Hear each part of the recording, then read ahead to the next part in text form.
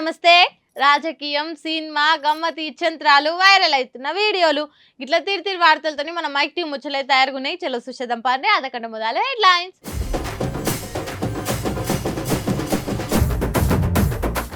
తిరుపతి లడ్డూల వాడిరట కొవ్వు నూనె. బాబుసారు మాటలు పెట్టినాయి పెద్ద పంచాదినే. తెలంగాణలో పెంచబోతురట కరెంట్ బిల్లులు. జనాల జేబులకు తాపవా ఏంది షిల్లులు. కార్యకర్త ఖుషి కోసం ఎమ్మెల్యే నడిపిండు ఆటో. బోని చేసి 500 కూడా ఇచ్చిండంటే ఎంత గ్రేటో.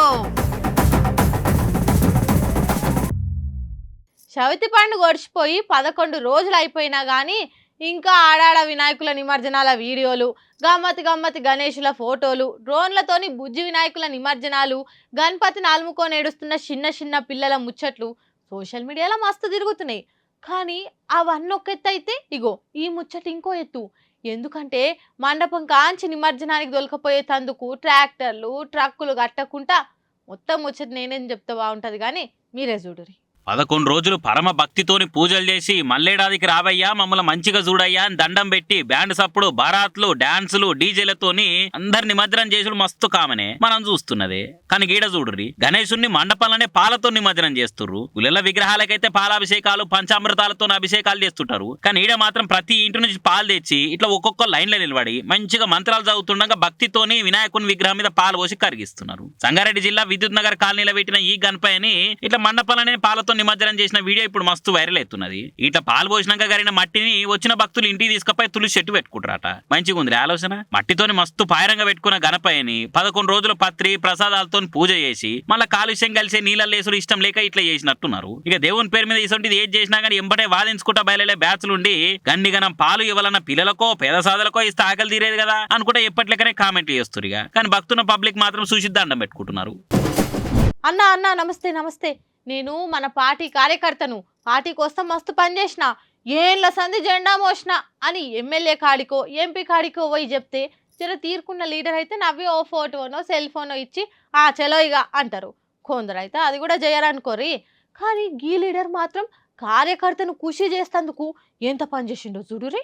వరెవ్వా, కార్యకర్త కళ్ళల్లో ఆనందం కోసం ఎమ్మెల్యే ఆటో డ్రైవర్ అవుడంటే చిన్న ముచ్చట్న. పులివర్తి నానికి పుట్టాడు ఫ్యాన్ ఫాలోయింగ్ ఇంగిత విరిగినట్టు అవుతుంది ఈ వీడియోతోని. సైకిల్ పార్టీ కార్యకర్త ఆయన బతుకుతెరువు కోసం ఆటో కొనుక్కున్నట. ఆయన అభిమాన లీడర్ అయిన ఎమ్మెల్యే పులివర్తి నానికి ఆటో చూపించాలని ఆశపడి ఎవ్వరిని ఎక్కించుకోకుండా చక్క ఆయన తానికే వచ్చి అభిమానం చూయించుకున్నాడు. శ్రీనివాస్ మంగాపురం కాడ ఎమ్మెల్యే పులివర్తి నాని ఓ ప్రోగ్రామ్ కి గెస్ట్ వస్తున్న నిరికయి ఆడికే కొత్త ఆటోను పట్టుకపోయి అన్నా నేను సొంతంగా ఆటో కొనుక్కున్నా అని చూపియంగానే ఎమ్మెల్యే కూడా ఖుషి అయినట. ఎంబడే కార్ల పోదామని బయలుదేరిన ఎమ్మెల్యే సాబు ఎంబటే దిగి ఇట్లా ఆటో నడిపి 500 బోని చేసి ఆల్ ది బెస్ట్ చెప్పిందట.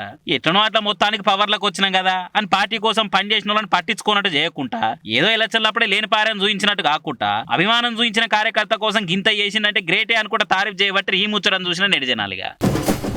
కరెంటోళ్ళు విమానం కంపెనీలు ఎప్పుడన్నా అడుగుండ్రి, మా కంపెనీలు లాస్ట్లోనే నడుస్తున్నాయి అని చెప్తారు. అట్లనే మన తెలంగాణ కరెంటు పంపిణీ సంస్థలు కూడా మాది చాలా లాస్లు ఉన్నది, మీది కరెంటు బిల్లులు పెంచకుంటే మాది సంస్థలు దివాళ దీశుడు ఖాయమని మొత్తుకుంటున్నాయట. గుండెపోట్ల కంటే ఈ ధరల పోట్లే ఎక్కువైతున్నాయి కదా ఇప్పుడు. ఇప్పటికే హెచ్ఎం మసాలా రేట్లు ఎనగర్రెక్కి కూస్తున్నాయి. ఇప్పుడు ఆ వీటికి తోడు కరెంటు బిల్లులు కూడా పెరగబోతున్నాయట. కరెంటు పంపిణీ సంస్థలు రేపో మాపో ఛార్జీలు పెంచబోతున్నాయట. ఇప్పటికే 1200 కోట్ల లాసులు నడుస్తున్నాయట డిస్కాంలు. ఇక అవి కవర్ కావాలంటే కరెంటు ఛార్జీలు పెంచుడు ఒక్కటే తొవ్వా ఇంకోటి లేదని చెప్పిరట. ఇప్పటికే గవర్నమెంట్ లో ముంగట ప్రతిపాదన ఫైల్స్ పెట్టిర్రు. ఇళ్లకు 300 యూనిట్లు దాటితే స్థిర ఛార్జీ కిలో వాట్కు 40 రూపాయలు పెంచాలనుకుంటా ప్రపోజల్ పెట్టిరట. అట్లనే కంపెనీలకు అన్నిటికీ ఒకే కేటగిరీ కింద బిల్లులు ఇవ్వాలని చెప్పినాయట. ఇక సర్కారు గృహజ్యోతి పథకం కింద 200 యూనిట్లు ఫ్రీ ఇస్తారు కదా, కాబట్టి 200 నుంచి 299 యూనిట్లు వాడేటోళ్ళ జోలికి పోరట. ఎవరైతే 299 యూనిట్లు దాటి వాడతారో వాళ్ళకు వాయింపు తప్పదట. మరి డిస్కౌంట్ల ప్రతిపాదనకు సర్కారులు సై అంటారో నై అంటారో ముంగడ తెలుస్తుంది. ఉత్త జాగల విల్లాలు అపార్ట్మెంట్లు కొంటే ఏముంటది, అదే లేక్ వ్యూ అపార్ట్మెంట్లు కొంటే లేవ్వంగానే కిటికీలు తెరిస్తే మంచి చెరువు చూడొచ్చు, పిట్టల కిలకిల సపుడినొచ్చు, తామర పూలను చూడొచ్చు అని అపార్ట్మెంట్లు తీసుకున్రా. అయితే మీ అపార్ట్మెంట్కు ఆఖరి రోజులు దగ్గర పడ్డట్టే. ఎందుకంటారా? అణుబాంబులు అంటే దేశాలు ఎట్లా భయపడతాయో హైడ్రా అంటే హైదరాబాద్ లో అట్లా భయపడుతున్నారు. ఇప్పటికే చెరువులను ఆక్రమించి కట్టిన బిల్డింగులన్నీ షేప్ అవుట్ చేపిస్తారు కదా హైడ్రా వాళ్ళు. ఇప్పుడు next target lake view project లేనట. లేక్ వ్యూ పేర్లతో ఉన్న అపార్ట్మెంట్లు విల్లాలను పల్లున గులగొట్టబోతున్నారట. ఇప్పటికే మ్యాపులు కూడా రెడీ చేసిరట. అయితే బిల్డర్లతో ఈ ముచ్చట చెప్పినప్పుడు అట్లా గులగొడతారు సార్, మా ప్రాజెక్టులని పక్కాగా పర్మిషన్లు తీసుకొని కట్టిన బిల్డింగ్లు అంతా ఓకే ఉన్నదంటేనే బ్యాంకులు కూడా లోన్లు ఇచ్చినాయి. అన్ని డిపార్ట్మెంట్ల పర్మిషన్లు తీసుకున్నాము. ఇప్పుడు చెరువులు ఉన్నదంటే కొన్నోళ్ళు ఏం కావాలి, మా కంపెనీలు ఏం కావాలని కంపెనీల ఓనర్లు ప్రశ్నిస్తే హైదరాబాద్ 50-100 పాత మ్యాపులు ముంగర పెట్టి వాళ్ళ నోలు మూపిస్తున్నారట. ఆ మ్యాపుల ప్రకారంగా కొన్ని లేక్ వ్యూ ప్రాజెక్టులు FTL కిందనే వస్తున్నాయట. ఇప్పటికే పెద్ద పెద్ద క్రేన్లకు ఆర్డర్లు కూడా పెట్టిరట. గ్రీన్ సిగ్నల్ ఇయ్యంగానే పక్కాగా లేని లేక్ వ్యూ ప్రాజెక్టులను లేకుండా చేస్తారట. పాపం ఇక ప్రాజెక్టుల ప్లాట్లు కొన్నోళ్ళు ఏ టైంలో హైడ్రా పిడుగు పడుతుందో అని తిన్న కూడా పెయిన్ పట్టుకుంటుర్రట.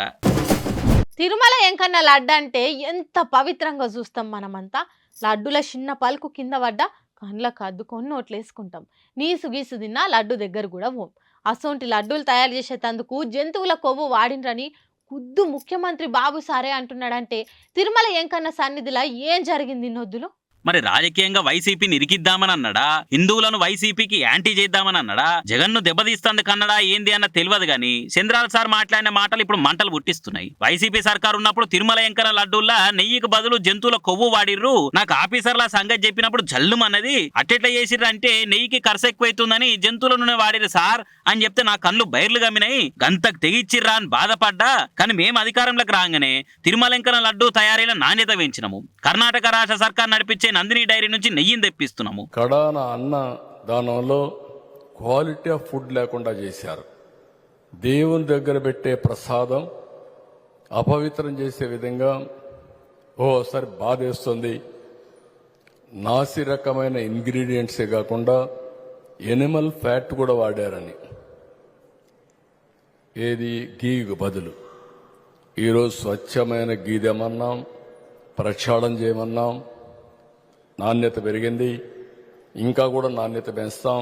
అట్లనే తిరుమల ఎంకన్న నిత్యాన్నదానంలో కూడా ఫుడ్ క్వాలిటీ పెంచినామని కూడా చెప్పుకొచ్చిండు సారు. ఇక సార్ మాటలైన వైసీపీలు బాబు సార్ మీద నిప్పులు కురిపిస్తున్నారు. దమ్ముంటే నిరూపించాలి, తడి బట్టలతో గుల్లెజోరి ఎంకన్న మీద ప్రమాణం చేద్దాం బాబు, నువ్వు సిద్ధమేనా టీటీడీ మాజీ చైర్మన్ వైబీ సుబ్బారెడ్డి సార్ సవాల్ చేసిండు. అటు బీజేపీ కూడా అందులో నిజమెంత అన్నది విచారణ కమిటీ చేసి నిగ్గు తేల్చాలని డిమాండ్ చేస్తున్నారు. ఇటు కాంగ్రెస్ పార్టీ తరఫున షర్మిలక్క కూడా ఇది వైసీపీ టీడీపీలు ఒకరి మీద ఒకరు బురద చల్లుకునే కార్యమా, లేకుంటే నిజంగానే జగన్ సర్కారు జంతువుల కొవ్వును వాడిరా అన్నది సిబిఐ ఎంక్వైరీ చేసి నిజం రావట్టాలని డిమాండ్ చేస్తున్నా అని వచ్చింది. ఇట్లా ఏపీలో ఇప్పుడు తిరుపతి లడ్డు రాజకీయ ప్రకంపనను సృష్టిస్తుంది. మరి నిజంగా కూడా జగన్ సర్కార్ హయాంలో ఎంకన్న లడ్డు తయారీలో జంతువుల కొవ్వు వాడిర్రా లేదా అన్న ఆంధ్ర సర్కార్ ఎంక్వైరీ చేయించి నియతుని నిరూపించుకోవాలి. లేదంటే కోట్లాది మంది భక్తుల నమ్మికను ఆగం పట్టించినట్టు అయితే చూసుకోర్రి అన్నట్టు భక్తులు కూడా డిమాండ్ చేస్తున్నారు.